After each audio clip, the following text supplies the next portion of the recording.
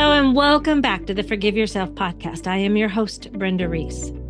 Today's conversation is one that gently invites us to rethink something many of us fear and maybe even avoid. Because when we hear the word dementia, most of us immediately think of loss, decline, and goodbye. But what if there was another way to see it? What if instead of walking away, we leaned in? My guest today, Marilyn Raichle, has lived this journey in a deeply personal way. She grew up in the shadow of Alzheimer's with multiple family members affected from her mother and father's side of the family.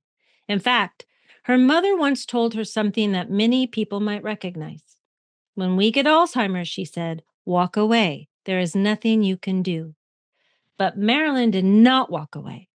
Instead, she chose to stay. And what unfolded was not just a caregiving experience, it was a transformation. From a career in the performing arts, including founding the Seattle International Children's Festival, to earning a master's from Harvard's Kennedy School, her path shifted in a way she never expected into becoming a care partner, really for both of her parents. And what began as a rocky and reluctant journey became something deeply meaningful, even joyful. Inspired by her mother's unexpected creative expression, Marilyn founded the Art of Alzheimer's and today serves as the executive director in Maud's Awards for Innovation in Alzheimer's Care, continuing to elevate dignity, creativity, and connection in the dementia community. She's also the author of Don't Walk Away. I love this book, a hopeful and heartfelt account that invites us to see people living with dementia not as disappearing, but is still here. Marilyn, welcome to the Forgive Yourself podcast. Oh, it's delightful to be here. Thank you so much. You're welcome. And I know I want to get into the book. But yeah, I mean, there's so many things. When I was looking at all that you do, and especially in this book and just your journey, I was excited because, as most of my listeners know, I'm in this journey of walking the dementia path with my husband. I was fascinated by your comment about that people living with dementia are still here. So I would like to know, one, I would love to know about your mom Well, and your journey there and about that. Like, how did you come to that? well, and I have to say that I learned that from the wonderful John Zeisel, who wrote the book Still Here, which is really amazing. Um, so that I never expected to become, had no intention of being a caregiver for my mother. She told us to walk away constantly. This was like part of our childhood. The five of us kids, she would always say that, walk away. And it was never if we get it, it's when we get it, walk away. So we all thought that makes sense. They were living in a really good continuing care facility. If they needed it, assisted living was there. We could walk away. And we did pretty much, which I regret. But so when mom started to develop memory loss in her early 80s, and dad was developing Parkinson's as well. Oh, And so, but they were at Horizon House, they were safe. And so when I went to graduate school and I came back, it was during the recession and there were no jobs. So my family said, okay, we'll keep you afloat and you're going to be the family caregiver. oh, I did not want to do that. I had no intention of doing it. I knew nothing and I didn't want to know anything yet. Okay, I needed the job. So I did that. And I have to also say, I was not a family caregiver who have the toughest job on the planet. they People who do. are juggling family and jobs and the needs of their loved one. It's really hard and they get very, very, very, if none, no help at all. So I had it easy. But so I would go, my job was to take them to doctor's appointments and to keep them engaged. And mom's words always in the back of my mind, walk away, looking at the Mm. clock, walk away. But I couldn't. So he wasn't, I wasn't good. They finally sort of came in an arrangement where mom, who considered herself dad's caregiver, Oh, okay. mom, dad wanted the best for mom. Mom wanted the best for dad. I wanted the best for both of them. So we had shared goals. So, Okay. so I started to relax and listen to them and not be so resistant to the idea of being there. But I wasn't good. And then dad at the age of 89 died. And we were all in the room. Dad was lying on the couch and mom was asleep. And we thought, should we wake her up? She's going to remember this every day and we're going to have to explain it to her every day. And we thought they'd been together for 72 years. We Oh have my to. goodness. Yeah. Wow. They were Yeah. best friends and married for 72 years. Wow. So we woke her up and there were rules about death in the family from the Scottish Calvinist side, which is when someone dies, you're not supposed to cry. And so we woke mom up, and I have never seen mother cry, and I have never seen tears like that from anybody in my entire life. It was just overwhelming grief. Mm. She finally calmed down and went back to sleep. And I got there early the next morning, and she remembered. We talked about dad, what a wonderful man he was. And then second morning, I got there early, and she remembered. We talked about dad and their life together. And the third morning I got there and she was just lying on on her bed crying, saying, I just want to be with your father.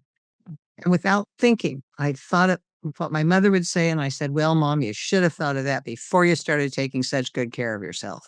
And she laughed and she said, well, that's life. So from then on, she put it in this little box and decided to rejoin the world.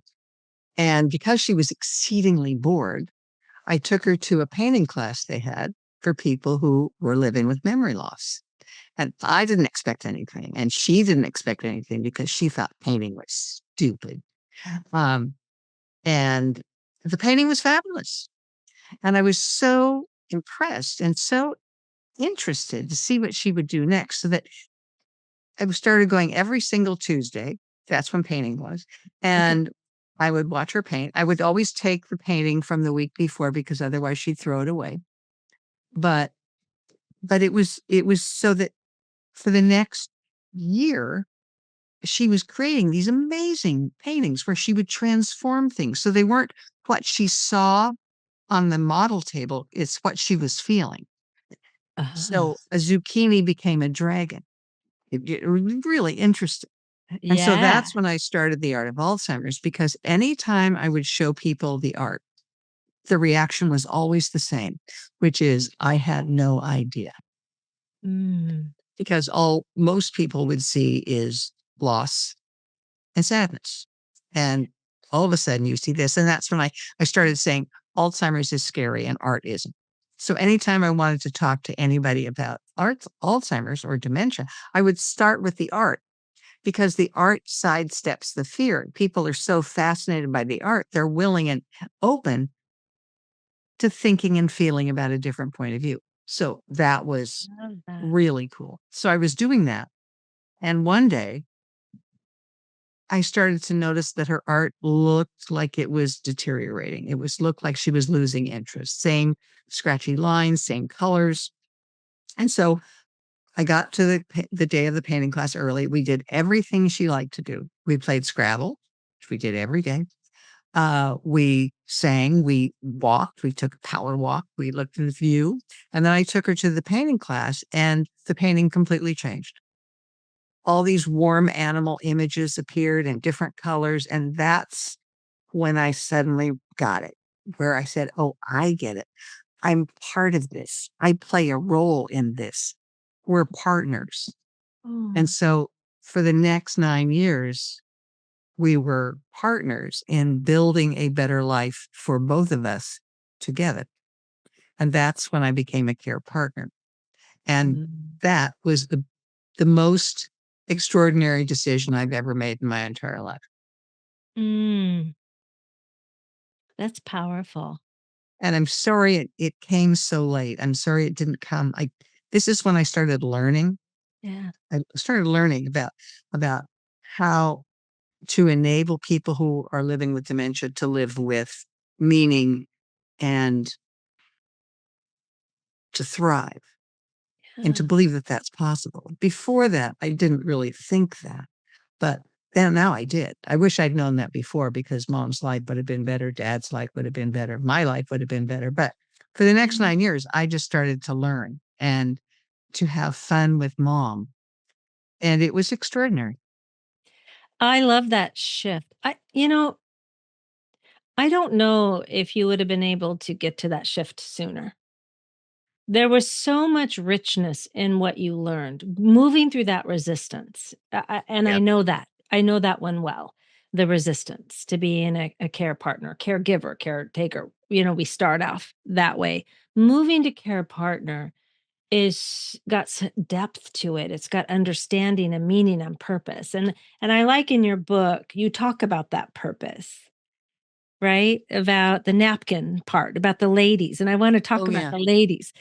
Well, Um, because that's purpose, right? yeah. I mean, one of so that I would learn. One of the first things I learned is that I just assumed that mother was excited to see me because, after all, I'm her daughter.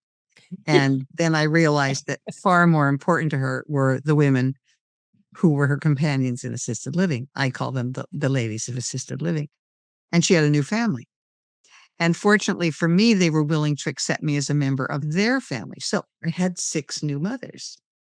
So it was just so that every day, and I learned to let go of the person I thought she used to be and just embrace the woman who was with me in the moment.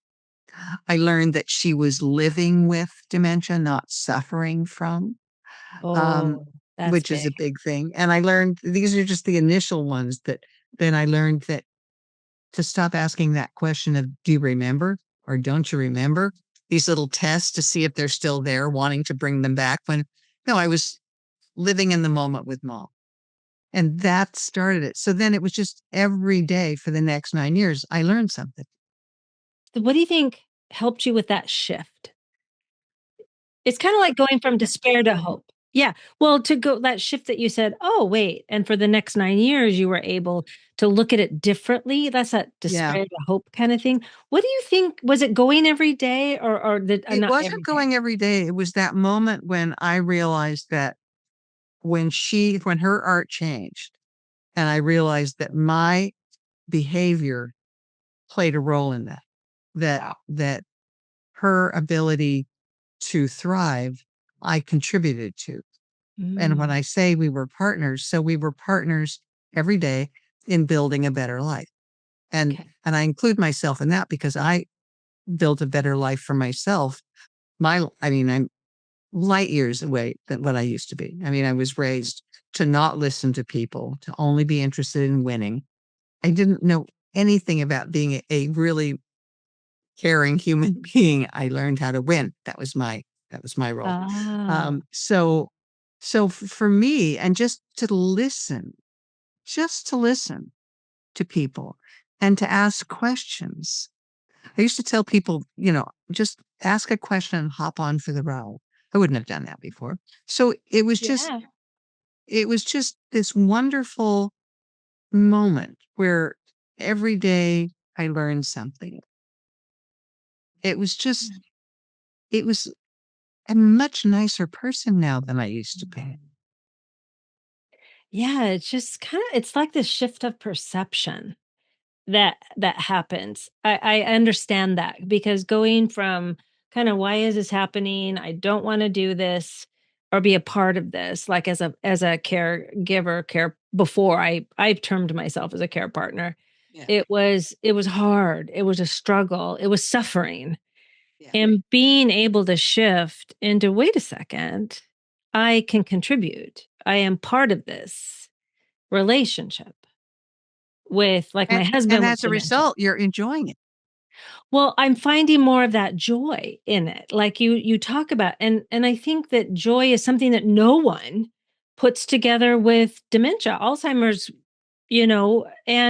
and I love that because joy is important. But can you talk about that? Why you feel that joy is an important part of the experience for both of you, the care Yeah. partner and Well, yeah. I mean, a friend of mine once said, who actually went through this with her husband, and she said, I completely connect with the word hope. It's harder for me with joy because it wasn't joyful, it was work. yeah. Um, it was with me, it was because it was easier, but it was also when I started to relax and when I started to just enjoy being with mom, which Mm. was a big part. I was so enjoying. I was getting to know mom. And here's what the antecedent of that is that years before mom developed dementia, I lived in a big house not far from Horizon House. And she came over one day and came up to my room and laid down next to me. I was taking a nap. Yeah. And she told me she loved me. And that was a word that had never been spoken in my childhood, ever. And all I Oh. remember is crying. And she said, I guess I should have said that more often. Mm. And I didn't say anything. We didn't talk about it. But our lives together as care partners unlocked all that love that was waiting so long to express itself. So for me, it was not just that I was learning how to help mom thrive, enable mom to thrive, but I was expressing love that had been repressed forever. Oh, yeah. And I was enabled to, when I would tell people that I would go to assisted living to visit mom to relax, they would just look at me like I was crazy. But in assisted living, there were no deadlines. There were no expectations. It was just the moment. I started to learn how to live in the moment with no expectation and nothing but the ability to share love, Mm. completely alien to me. So this was a hugely different way of living. And it required me to relax and to listen and to be present emotionally and physically, to ask questions and to listen. And that's what enabled me to change, is because it was just I was listening. Mm. And I learned things from mom so that she was constantly she would start every conversation with a smile and a compliment, Mm. which was not how I was brought up. And when I started doing it myself, it was like, wow, what a great way to live. What a great way to start a conversation. It's so much better than talking about yourself. And you're like, so that it was just every day. And it was just, and they were little things. Sometimes they were big things, but mostly they were little things. And there's this long section of the book that every day I learned that it would amuse people and give people pleasure, that I started every visit with shoulder massages. And so I remember that. I Yeah. would ask everybody if they would like a shoulder massage. And I'd always ask first. Some people didn't want one, but most people did. And most people would see the person next to them swooning with pleasure and they would want one. And one day I got the best compliment I have ever received in my entire life from Gloria, who came up to me and she said, do you tuck your wings in a handkerchief when you're not here? That's beautiful. And so it was just, it was just, I was so happy to Mm. be learning all of this, to be experiencing all of this.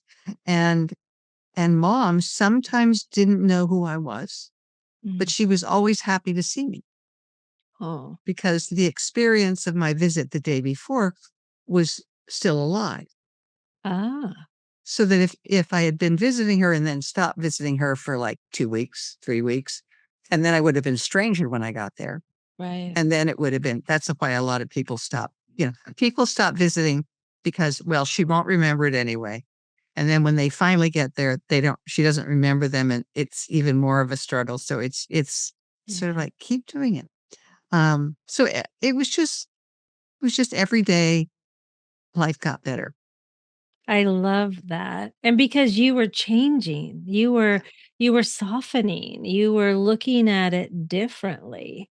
Yeah. Yeah. You were feeling, right? Yeah. Yeah. Mom was light years ahead of me in terms of living with dementia. I Yeah. had to make the leap to accept it. And then once I started to listen, I mean, there was one question she asked over and over and over and over again, which is, what is Seattle going to be like in 50 years? Sometimes she'd say, Oh. what is it going to be like in 250 years? But she always, And I would always come up at the beginning, I would come up with some, oh, well, I think it'll be like this, and this, and change the subject because I wasn't interested. And so one day I finally said, well, what do you think it's going to be like? Oh, And that opened the floodgates, all sorts of things. She said, oh, it'll be too crowded. Maybe we'll all fly. And she came up with all these wonderful ideas of what it would be like. And then she ended with, and maybe women will all wear skirts again. oh, Because her grandmother, she would always say her grandmother would be appalled by the fact that women didn't wear skirts. Mother didn't wear skirts, but that didn't matter. So one day, my nieces and my sisters and I all showed up at mom's house, including mom's kid sister Louise, wearing skirts. oh, And I had brought mom a skirt to put on. And so we were all up on the roof in our skirts. It was skirt day. And she was sort of like, didn't know quite what to think, but it was so much fun because it was our joke on mom. yeah, Uh, and, and finally, she finally could get out of the skirt. She was so relieved. So it was just a different kind of life. yeah. Well, it's not a goal oriented, it's like we learn to have conversations with specific, like an end, a mean to an end to a mean, whatever that word is, whatever that thing is. And what I learned and what I, got from your book is the permission, right? To just be, to just kind Mhm. of listen to, like, there's no end result. There's no Yeah. goal. In fact, when there isn't, because when we're kids, it's the same thing. There is no, it's like we can draw something and I don't know what it is, but my girls would tell me all this elaborate things about what they drew. And watching some of these beautiful people that I get to go visit with when I go to my husband, when I go to the memory care, there's this table of women. And it so reminded me of your experience and that you write about in the book. And I loved that because I could just get to listen. You ask a question and you don't know where it's going to go. The ladies of assisted living, they were very sweet. And every day I would introduce myself. And there was one person there who was named Marilyn, and she was very funny. She always said when I was introducing myself, and she would turn to me and she said, I'm Marilyn. And I said, and I am Marilyn. And we would both laugh. Or hello, Marilyn. It was very funny. But That's it was, and then just, and mother was interesting because she never got a shoulder massage. And I think it was because it was impatient. She was impatient to get to the things she liked to do. oh, She wanted to go back to the room and play Scrabble. And she wanted to take a walk. But, so there was always this sort of resistance. On the other hand, when she painted, she was really fast. And so she would paint and she would sign it and then she would leave and then she would start walking around the hall and then she'd see all these people at the table enjoying themselves and she would ask them if she could join them. So she'd paint again. Um, and it wasn't the painting that drew her in, it was the companionship. ah, And she had two best friends, Phyllis and Kathleen. Phyllis never spoke. And Kathleen was very stern, and mother sort of met them in the middle, and they all were always walking around looking for something to do. oh my Um, God. and so one day, and this really surprised me, and I never did it again, but I was talking to mom on the phone the night before, and I was telling her all these stories, and we had really good long conversation. And then I said, I'll see you tomorrow. And she said, okay. And when I got there, the nurses said, oh, thank goodness you're here. She has been looking for you all morning. She has been making phone calls, which must have been really interesting phone calls. And when I Yeah. got to her room, she and Phyllis were sitting at a desk with a list and a phone. And mother looked at me and said, well, thank goodness you're here. And I thought, what? I was so stunned that she remembered because I didn't Yeah. expect her to. So Yes. it was like, okay, I don't think I met all I can think of is that our conversation the night before was so satisfying and so deep Mhm. that it stuck with her. But so I never did that again. But She there are just so many little things you learn. Like one of the first things I learned really early was I was calling her and I was in this job and I was complaining about my job and how difficult it was. And I could feel her pulling away. She Oh. was absorbing my Oh. emotions. And I stopped immediately and changed the subject to the food we were going to have for dinner that night. But that's when I realized she was absorbing my emotions and that's not a good thing. That's when I realized it's Mhm. about her. It's not about me. It's about her. So I never did that again. There were lots of just fascinating things where if you just Yeah. listen, you learn. Well, you had awareness, such deep awareness that it sounds like you cultivated through this experience about yourself, about her, about life, really. Well, it was sort of hard not to because it was like being in a therapy session, 16 hours a day. It was, Yes. it was, Yeah. and because it was pleasant learning. Like there was this one time when we were playing Scrabble, and this was really when mom like was in her 90s, and she was having a hard time making words, and she said, "This dog will work," and then she just stopped. And after a few minutes, looked at me and said, sometimes your brain just gets in the way and made Jewel on the triple. And so today, even today, if I'm having a hard time coming to a decision about something, Yeah. I will stop and say, sometimes your brain just gets in the way. And 9 times out of 10, the answer will come to me. Oh my gosh, I love that. And at this point, playing Scrabble, mother was always asking me she'd offer me her soul for better tiles. She did that a lot. And I said, but you're going to need your soul. Yeah. So it was just, and she said, we could fight for it, she said. So it was hard not to learn Yeah. because she was always telling me something that was so fascinating. Exactly, that's what I mean. And your book is full of those little I mean, I love how you captured it all. Yeah. And I mean, it was like it's an experience that I mean, I just love this artwork. Oh, isn't the art fabulous? The art is fabulous. Yeah. And it And was all just what she was feeling, except for strawberries. We picked strawberries every summer, tons of them. And when she was painting a strawberry, it was a strawberry. But most things she shifted, most things she changed. She was transforming things into, like behind me on the wall, there's that painting, and yeah. it's daffodils, but the blossoms are actually snakes with their tongues Oh sticking out. yeah. Yeah. So the art was so interesting because you always wondered what she was thinking, but she wasn't thinking, she was feeling. The art Mhm. was just going straight from her hand to the paper. And when she started to paint, she would start to hum. And that's when you knew she was in the zone, that Oh, she was profoundly, you know, connected to it. And that that's when I knew and it was interesting towards the end of her life, she didn't paint much. And then my sister came from New York, who is an artist, and she sort of coached her through this painting. And oh, the model was a bowl of apples, and Mother started to just draw circles. And Jeannie said, "Oh, look at that! Look at all those circles! Oh, that's so interesting. I'm going to paint some circles." And Mother started to paint some more. And finally, for the first time in a long time, she began to hum.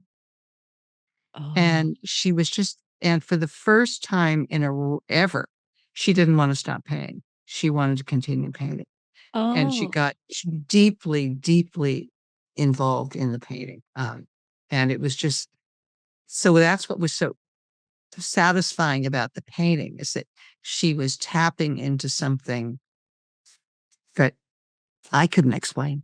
No. No, it's like even though they're present, there is they go somewhere or Yeah. they are somewhere or they're able to tap into something that it's like I always kind of envied that a little bit with my husband Yeah. because he really, besides having just the empty box that he would normally have, it was different. It was his whole face looked different. Yeah. He looks Yeah. different. And you just Yeah. wonder, like, where are you? Like, what are you seeing? What are you feeling? What are you Hmm. experiencing? And he can't tell me when I ask him. You know, No, it, because it's probably, it's not, they're just, there's a word for it. I just call it in the zone, yeah. but it was, yeah, it was, but that's an experience for people who are living with dementia that is wonderful and healing and enables them to thrive. Just, I mean, it can happen with singing. Um, Mm, it's just that with mom, it was the art, but she also loved to sing. Anytime I would start a song, she could help me finish it. She didn't remember the words until I started. But yeah.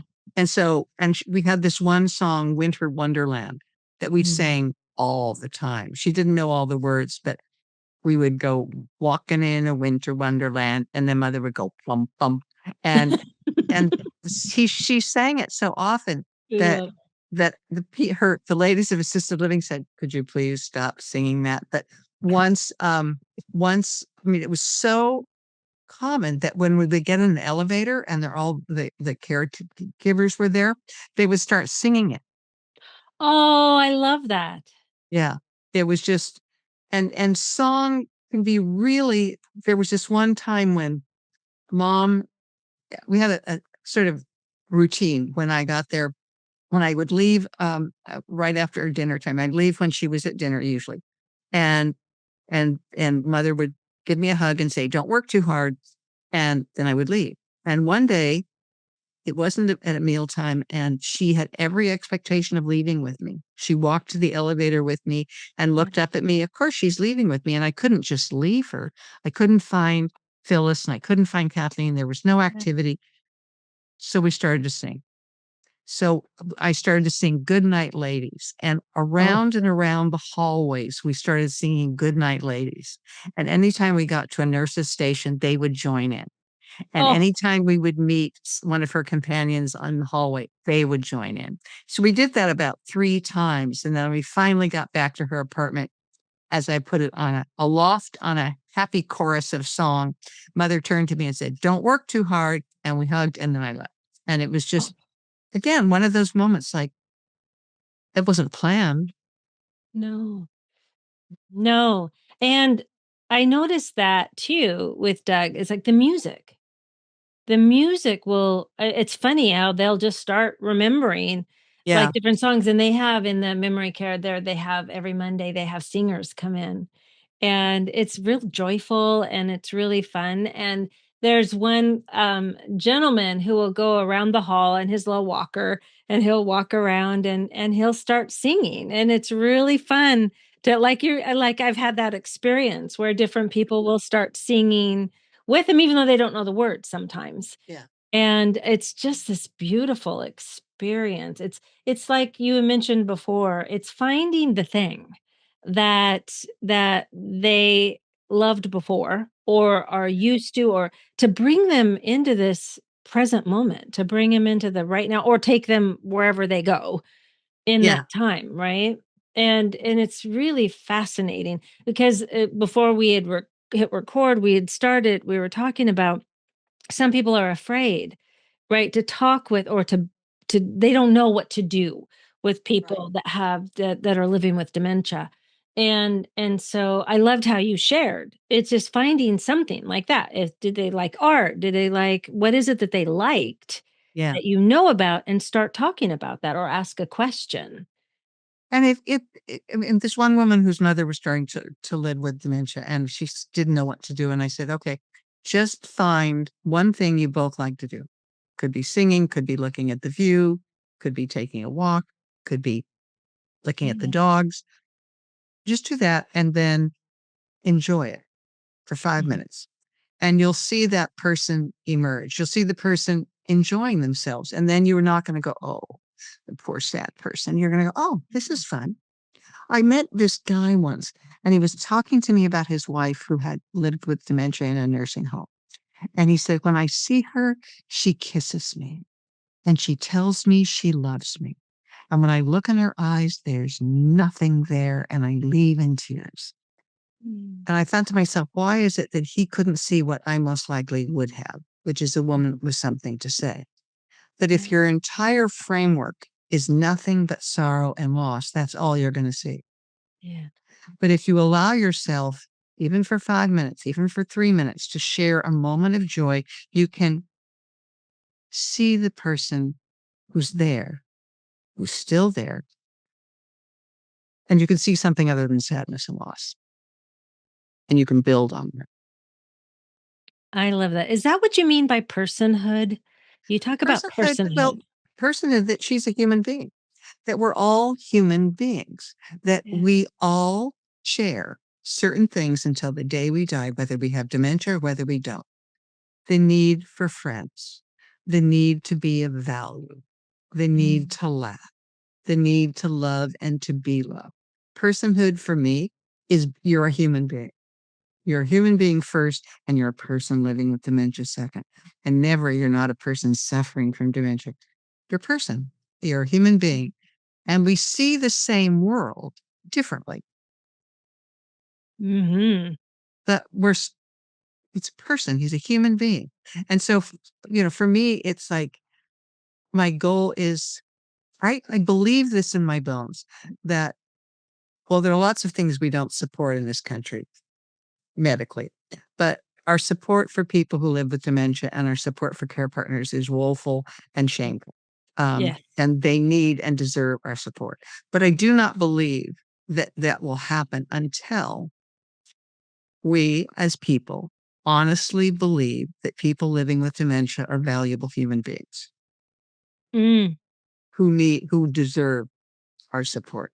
And that if it's so easy to say, oh well, they're not going to remember this, or you know their lives, they're not really here. Once one of my sisters said mom left us years ago, and I said, Ah. well, if she left, who's there? And I would posit that it's a person well worth getting to know. Thank you for bringing that to light. And I love how you're giving a different message about dementia. You're broadening, expanding it.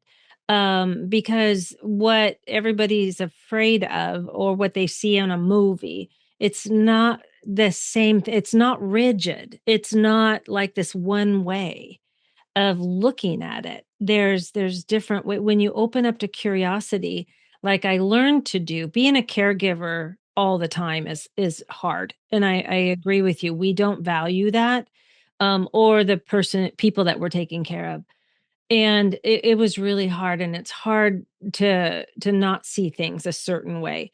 But when we moved my husband into memory care, I didn't have to be 24/7. So I got to do some healing, and then I could look at it differently.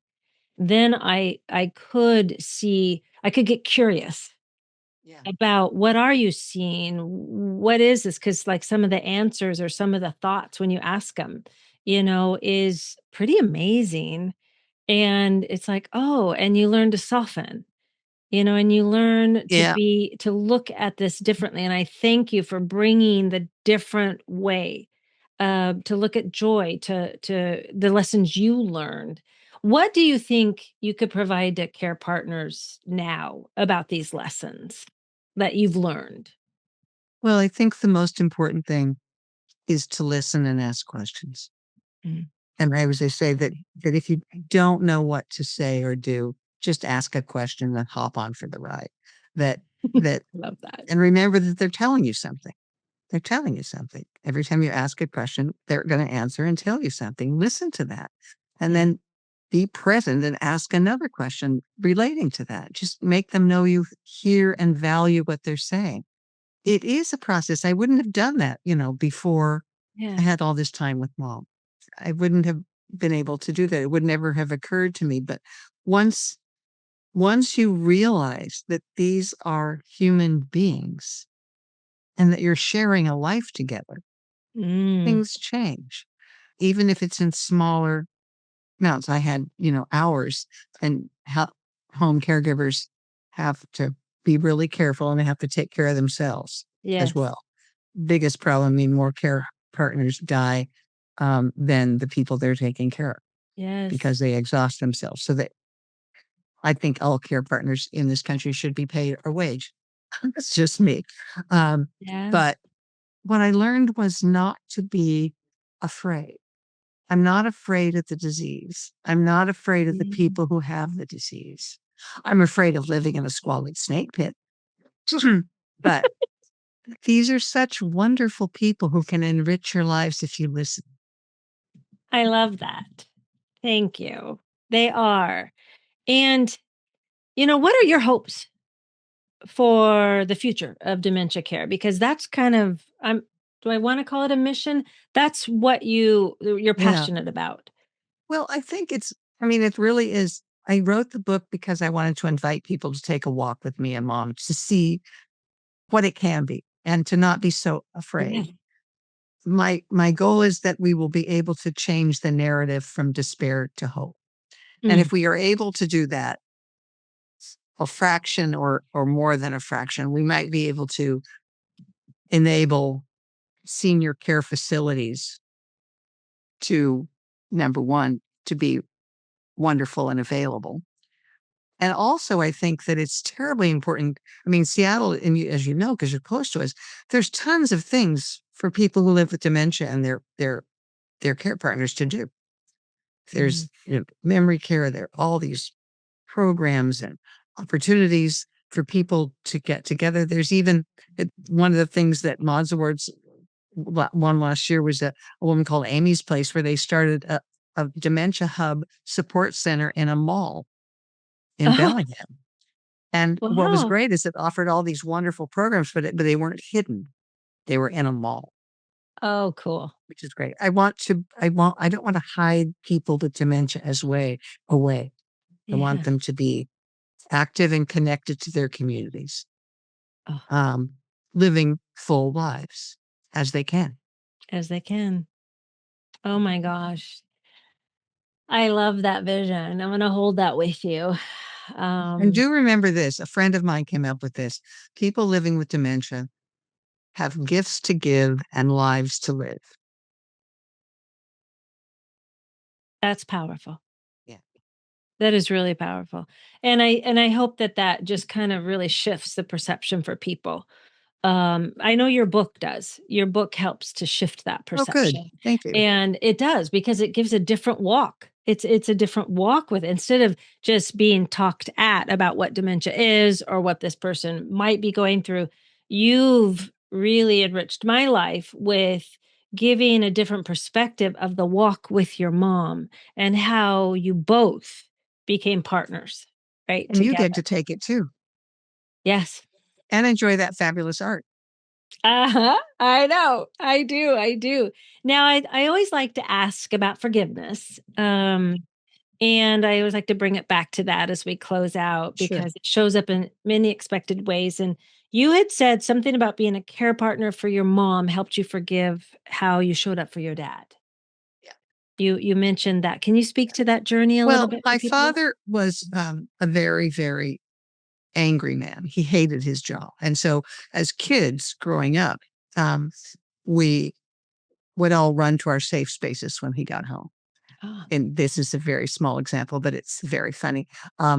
The age of 9, I went to the hall closet. When he opened it, I fell out as if I had hung myself for like Harold and Maude. I did this for 2 years, but it was my way of telling dad that I cared about him in an extremely odd, ghoulish way.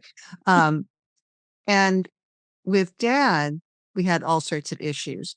Um, if I had known then what I know now, mm, I would have just sat with him so he would know that he wasn't going to be abandoned, which was a fear of his. I could have given him a shoulder massage, which he would have loved. I could have told him I loved him. They would have been simple things. They weren't, as detailed as mom. And I wouldn't have expected him to react the way mom did, but he would have been happier. And I think the most important thing is that I could have just been with him, listened to him, talked with him. yeah. And if he didn't have anything to say, I could have just sat with him. Mm. And And I wish I'd been able to do that. But it's all about paying it forward. And I wish I'd known more about all of this when Mom was going through her transition from, you know, memory loss from, you know, early and Yeah. to really advanced. But I could have done so much more. But um, at least I learned. At least I'd You made the did. shift, and so now I have such wonderful memories of all those wonderful women. Oh, yeah. Yes. Oh my gosh.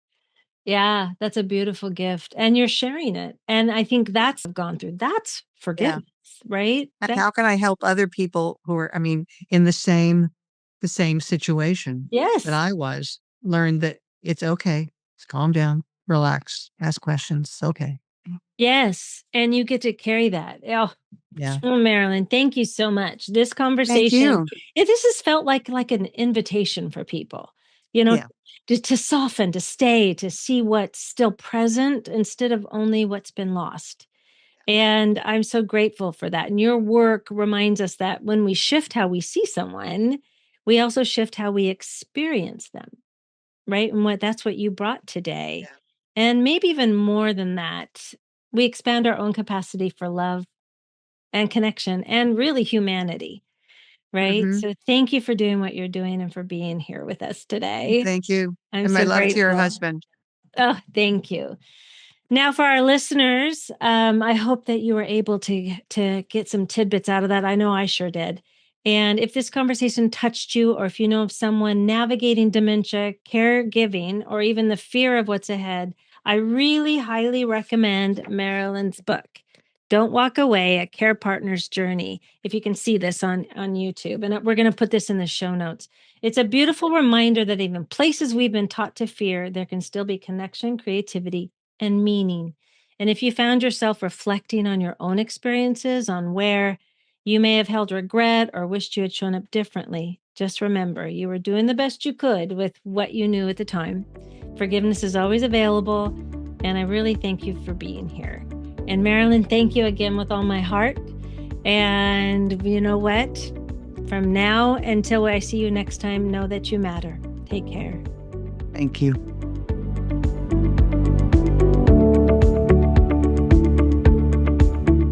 Thank you so much for listening today. I hope you enjoyed this episode.